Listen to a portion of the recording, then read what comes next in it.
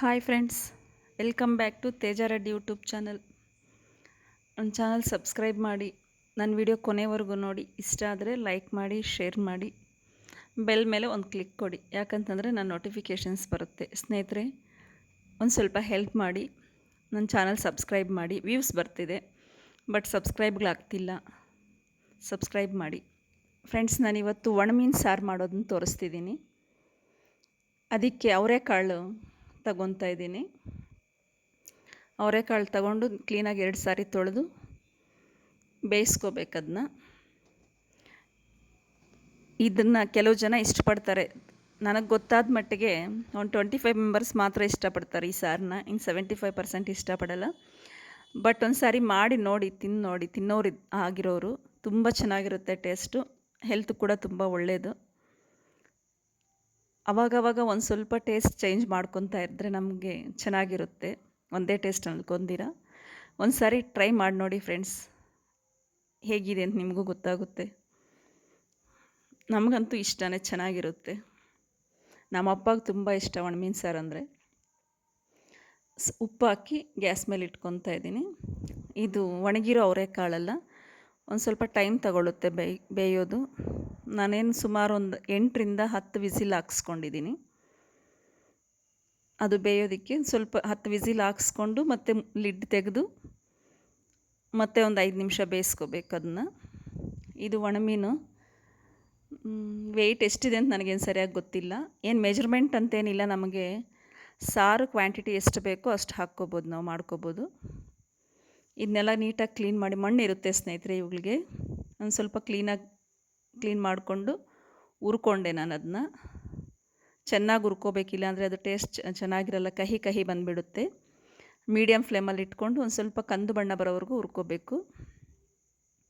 ಹುರಿದಿದ್ದಾದಮೇಲೆ ತಣ್ಣಗಾದಮೇಲೆ ಅದು ನೀರಿಗೆ ಹಾಕ್ಕೋಬೇಕು. ಯಾಕಂದರೆ ಮಣ್ಣೇನಾದರೂ ಇದ್ದರೆ ಕ್ಲೀನ್ ಆಗುತ್ತೆ. ನಾವು ಅದೇನಾದರೂ ಬಿಸಿ ಇದ್ದಾಗೆ ನೀರು ಹಾಕ್ಬಿಟ್ರೆ ಪುಡಿ ಆಗೋಗುತ್ತೆ ಮೀನುಗಳು. ಅವರೆಕಾಳು ಒಂದು 10 ವಿಸಿಲ್ ಹಾಕ್ಸ್ಕೊಂಡಿದ್ದೆ, ಬೆಂದಿತ್ತು. ಮತ್ತೆ ಒಂದು 5 ನಿಮಿಷ ಬೇಯಿಸ್ಕೊಂಡು ಒಂದು 2 ಟೊಮೊಟೊ ಹಾಕ್ಕೊತಿದ್ದೀನಿ. ಒಂದು 1/4 kg ಬದನೆಕಾಯಿ ಉದ್ದುದ್ದಕ್ಕೆ ಕಟ್ ಮಾಡಿ ಹಾಕ್ಕೊಂಡಿದ್ದೀನಿ ನಾನು. ಇದಕ್ಕೆ ಬದನೆಕಾಯಿ ತುಂಬ ಟೇಸ್ಟು ಸ್ನೇಹಿತರೆ. ಈ ಸಾರು ನಮ್ಮ ಅಜ್ಜಿ ಮಾಡೋದು ನೋಡಿ ಕಲ್ತಿರೋದು. ಒಂದು ಸ್ವಲ್ಪ ಹಳೆ ಕಾಳದ ಸಾರೆ ಅಂತ ಅಂದ್ಕೊಳ್ಳಿ. ನೀವು ಒಂದು ಸಾರಿ ಟ್ರೈ ಮಾಡಿ ನೋಡಿ, ತುಂಬ ಟೇಸ್ಟ್ ಚೆನ್ನಾಗಿರುತ್ತೆ. ಕೆಲವರು ಅದು ಸ್ಮೆಲ್ಲು ಅಂತ ತಿನ್ನಲ್ಲ, ಆ ಥರ ಇಷ್ಟಪಡದೇ ಇರೋ ತಿನ್ನಬೇಡಿ. ತಿನ್ಬೋದು ಅನ್ನೋಂಥವ್ರು ಮಾಡಿ ಒಂದು ಸಾರಿ ತಿಂದು ನೋಡಿ.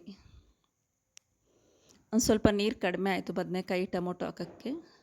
ನಾನು ಪಕ್ಕದಲ್ಲಿ ಬಿಸಿ ನೀರು ಕಾಯಿಸ್ಕೊಂಡಿದ್ದೆ ಮುದ್ದೆ ಮಾಡೋಕ್ಕೆ ಅಂತ. ಆ ನೀರು ಸೇರಿಸ್ಕೊಂಡೆ.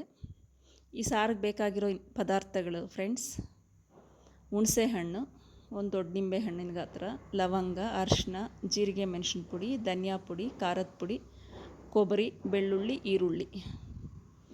ಹುಣಸೆ ಹಣ್ಣು ಆಗಲೇ ತೊಳೆದು ಇಟ್ಕೊಂಡಿದ್ದೆ ಸ್ನೇಹಿತರೆ ನಾನು. ಅದನ್ನ ನೆನೆಸ್ಕೊತಾ ಇದ್ದೀನಿ ಈಗ. ನೆನೆಸಿ ಅದು ಹುಳಿ ತೆಗೆದು ಸಾರಿಗೆ ಸೇರಿಸ್ಕೊಳ್ಳೋದದು. ಇದನ್ನೆಲ್ಲ ಮಿಕ್ಸಿಗೆ ಸೇರಿಸ್ಕೊಂಡು ಮಿಕ್ಸಿಗೆ ಹಾಕ್ಕೋಬೇಕು.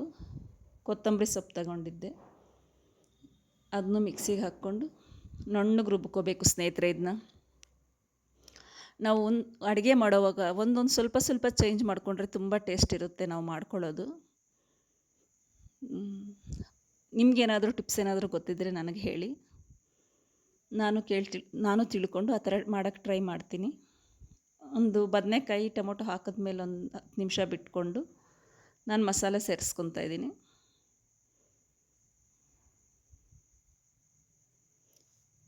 ಈ ಕಾಳುಗಳು ಬದನೆಕಾಯಿ ಏನಾದರೂ ಕಡಿಮೆ ಹಾಕಂಗಿದ್ರೆ ನಾವು ಕಾಳು ಬೇಯ್ದ ಮೇಲೆ ರುಬ್ಕೋಬೇಕು, ಚೆನ್ನಾಗಿರುತ್ತೆ.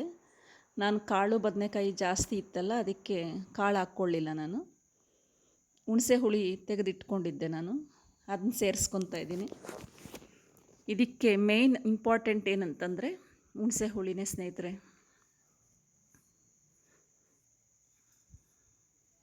ಇದು ಯಾವಾಗಾದರೂ ನಾನು ಮಾಡದೇ ಇದ್ದು ತಿನ್ನಬೇಕು ಅಂತ ಅನಿಸಿದಾಗ ಒಂದಿನ ಕೂಡ ಇರೋಕ್ಕಾಗಲ್ಲ ನನಗೆ. ತಿನ್ನಬೇಕು ಮಾಡಲೇಬೇಕು ಅಂತ ಅನಿಸ್ಬಿಡುತ್ತೆ.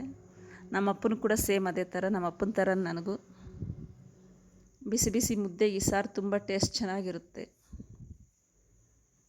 ಮೀನು ನೆನೆಸಿಟ್ಕೊಂಡಿದ್ನಲ್ಲ, ಅದನ್ನ ಆವಾಗಲೇ ಕ್ಲೀನಾಗಿ ತೊಳೆದೆ, ಇರೋ ಮಣ್ಣೆಲ್ಲ ಹೋಗಿರುತ್ತೆ. ಈ ಬದನೆಕಾಯಿ ಸಾರು ಮಸಾಲೆ ಹಾಕಿದ್ಮೇಲೆ ಹಸಿ ಸ್ಮೆಲ್ ಹೋಗೋವರೆಗೂ ಕಾಯಿಸ್ಕೊಂಡು ಮತ್ತೆ ಮೀನು ಸೇರಿಸ್ಕೋಬೇಕು. ಮೀನು ಹಾಕಿದ್ಮೇಲೆ ಏನು ಜಾಸ್ತಿ ಹೊತ್ತು ಬೇಯೋಷ್ಟಿರಲ್ಲ, ಒಂದು 5 ನಿಮಿಷದ ಒಳಗಡೆನೇ ಅಷ್ಟೇ. ನಾವು ಮಸಾಲೆ ಏನು ಹುರ್ಕೊಂಡಿಲ್ವಲ್ಲ ಆಯಿಲಲ್ಲಿ, ಹಸಿದೆ ಎಲ್ಲ ಹಾಕಿರೋದು, ಅದಕ್ಕೆ ಹಸಿ ಸ್ಮೆಲ್ ಹೋಗೋವರೆಗೂ ನಾವು ಬೇಯಿಸ್ಕೋಬೇಕು. ಒಂದು ಸ್ವಲ್ಪ ತಿಕ್ನೆಸ್ ಬರಬೇಕು. ಸಾರು ತಿಳಿ ಇತ್ತಲ್ಲ ಆಗಲೇ, ನೋಡಿ ಇವಾಗ ಸ್ವಲ್ಪ ಹತ್ತಿರ ಬಂದಿದೆ, ದಪ್ಪ ಆಗಿದೆ ಸಾರು. ಇನ್ನೇನು ಸಾರು ರೆಡಿ ಆದಂಗೆ ಸ್ನೇಹಿತರೆ. ಇದಕ್ಕೆ ಇವಾಗ ನಾವು ಒಗ್ಗರಣೆ ಕೊಟ್ಕೊಂಡ್ರೆ ಸಾರು ರೆಡಿನೇ.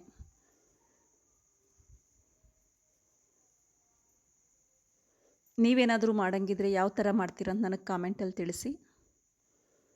ಈಗ ಸಾರಿಗೆ ಒಗ್ಗರಣೆ ಹಾಕ್ಕೊತಾ ಇದ್ದೀನಿ. ನಿಮಗೆ ಬೇರೆ ಏನಾದರೂ ಸಾರು ಬೇಕು ಅಂತ ಅನಿಸಿದ್ರೆ ಕಾಮೆಂಟಲ್ಲಿ ಹೇಳಿ, ನಾನು ಮಾಡಿ, ನನ್ನ ಕೈಲಿ ಬರೋದಿದ್ದರೆ ಮಾಡಿ ತೋರಿಸ್ತೀನಿ ಸ್ನೇಹಿತರೆ ನಿಮಗೆ. ಒಗ್ಗರಣೆಗೆ ಆಯಿಲ್ ಇಟ್ಕೊಂಡಿದ್ದೀನಿ. ಸಾಸಿವೆ ಕಾಳು, ಈರುಳ್ಳಿ ಹಾಕ್ಕೊತಾ ಇದ್ದೀನಿ. ಕರಿಬೇವಿನ ಸೊಪ್ಪು ಹಾಕಿದೆ. ಈರುಳ್ಳಿ ಒಂದು ಸ್ವಲ್ಪ ರೋಸ್ಟ್ ಆದರೆ ಚೆನ್ನಾಗಿರುತ್ತೆ.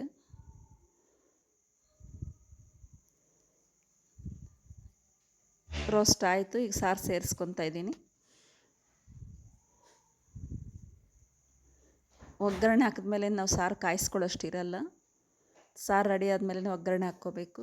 ಯಾವುದೇ ಸಾರಿಗೆ ಅಷ್ಟೇ ಸ್ನೇಹಿತರೆ, ನಾವು ಒಗ್ಗರಣೆ ಹಾಕಿದ್ಮೇಲೆ ಮತ್ತೆ ಸಾರು ಕಾಯಿಸ್ಕೋಬಾರ್ದು ಜಾಸ್ತಿ. ಒಗ್ಗರಣೆ ಹಾಕಿದ್ಮೇಲೆ ಪ್ಲೇಟ್ ಮುಚ್ಚಿಟ್ಕೊಂಡ್ರೆ ಅದೊಂಥರ ಸ್ಮೆಲ್ ಚೆನ್ನಾಗಿರುತ್ತೆ. ನೋಡಿ ಫ್ರೆಂಡ್ಸ್, ಈಗ ಸಾರು ರೆಡಿ ಆಯಿತು. ನನಗೆ ಯಾವಾಗ ರೆಡಿ ಆಗುತ್ತಾ ತಿನ್ನೋಣ ಅನ್ನೋ ಥರ ಆಸೆ ಆಗ್ತಾಯಿದೆ ನನಗೆ. ಬಿಸಿ ಬಿಸಿ ಮುದ್ದೆ ಮಾಡಿದ್ದೀನಿ ನಾನು. ಮುದ್ದೆ ಜೊತೆ ಸಾರು ಹಾಕ್ಕೊಂಡು ತಿನ್ನಬೇಕು. ನಿಮ್ಗೆ ಇಷ್ಟ ಆದರೆ ಲೈಕ್ ಮಾಡಿ, ಶೇರ್ ಮಾಡಿ, ನನ್ನ ವಿಡಿಯೋ ಕೊನೆಯವ್ರಿಗೆ ಸಬ್ಸ್ಕ್ರೈಬ್ ಮಾಡಿ ಪ್ಲೀಸ್ ಫ್ರೆಂಡ್ಸ್. ನನ್ನ ಚಾನಲ್ ಸಬ್ಸ್ಕ್ರೈಬ್ ಮಾಡಿ, ಒಂದು ಸ್ವಲ್ಪ ಸಪೋರ್ಟ್ ಮಾಡಿ. ನೋಡಿ ಮುದ್ದೆಗೆ ಸಾರು ಹಾಕ್ಕೊಂಡಿದ್ದೀನಿ. ತುಂಬ ಟೇಸ್ಟ್ ಇತ್ತು, ಚೆನ್ನಾಗಿದೆ. Thank you for my video watching.